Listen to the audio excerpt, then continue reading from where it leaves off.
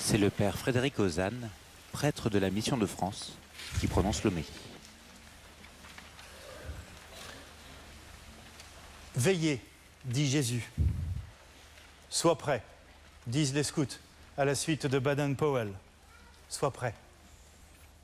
Et manifestement, pour être prêt, la bonne volonté ne suffit pas. Les insouciantes de l'Évangile qui n'ont pas prévu assez d'huile pour marcher dans la nuit ne tiennent pas dans la durée. Être invité au royaume, ce que nous sommes tous, être invité au royaume, ça ne suffit pas. Répondre à cette invitation au royaume, même généreusement, même avec élan, ça ne suffit pas. Il faut être prêt. Il faut être prêt. Il faut. Bien sûr, ça sonne comme une injonction moralisatrice.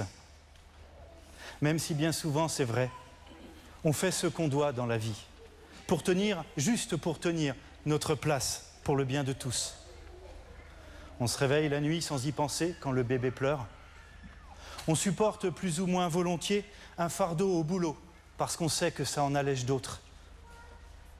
On pleure secrètement l'absence d'un enfant, mais on fait malgré tout bonne figure pour que ce soit vivable pour tous. Souvent dans la vie, c'est comme ça. Même en s'efforçant de faire ce qu'on veut, on fait ce qu'on doit. Mais quand même, pour nous, les amoureux du Christ, ou pour nous qui cherchons à l'être, comment être prêt? Non par devoir, mais par amour de celui qu'on aime. Il est tellement difficile de tenir dans la durée, quand celui qu'on aime tarde, même au-delà du prévisible. Pour beaucoup d'entre nous, la foi n'a rien d'une évidence, et la foi est même comme un aiguillon pour nous faire avancer. Sois prêt. Sois prêt parce que oui, il semble qu'aimer Dieu, c'est en réalité l'attendre.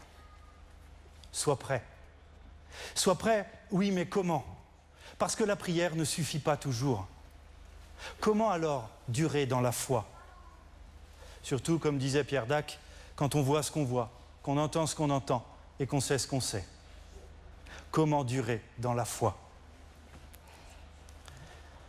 Que faut-il mettre dans cette lampe à huile pour qu'elle nous éclaire toujours dans la nuit, particulièrement quand les doutes deviennent envahissants et particulièrement quand la douleur s'approche de 10 sur l'échelle des médecins?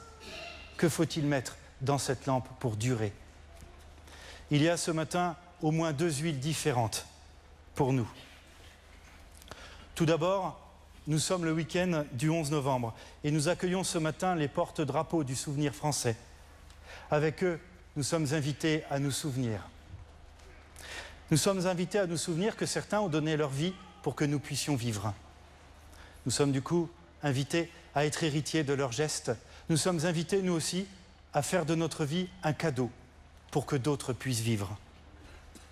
Ce peut être d'ailleurs une manière de se décentrer de nos problèmes insolubles pour prendre un peu de recul, se souvenir. Et se souvenir, c'est aussi relire, comme un pisteur qui cherche une trace. Relire peut nous permettre de retrouver un moment de paix qu'on a vécu, un moment de joie, un moment de liberté. Et si ça a existé, ça existe. Sois prêt. Se souvenir de faire de notre vie un cadeau et se souvenir des plus belles rencontres de notre vie, y compris celle du Christ. L'huile du souvenir est sans doute une bonne huile pour notre lampe, pour qu'elle puisse tenir dans la durée. Ensuite, dans sa lettre aux Thessaloniciens, saint Paul participe à nous donner une autre piste pour durer. Réconfortez-vous les uns les autres. Le coude à coude.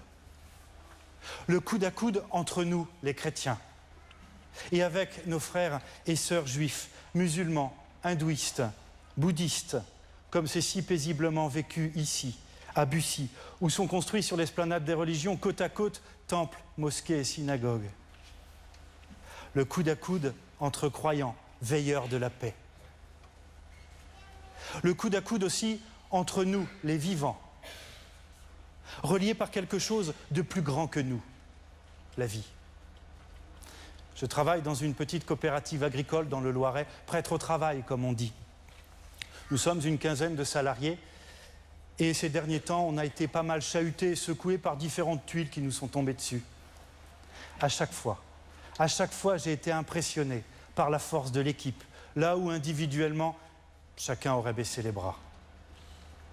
Nous ne devrions jamais, jamais hésiter de partager notre foi et nos confiances.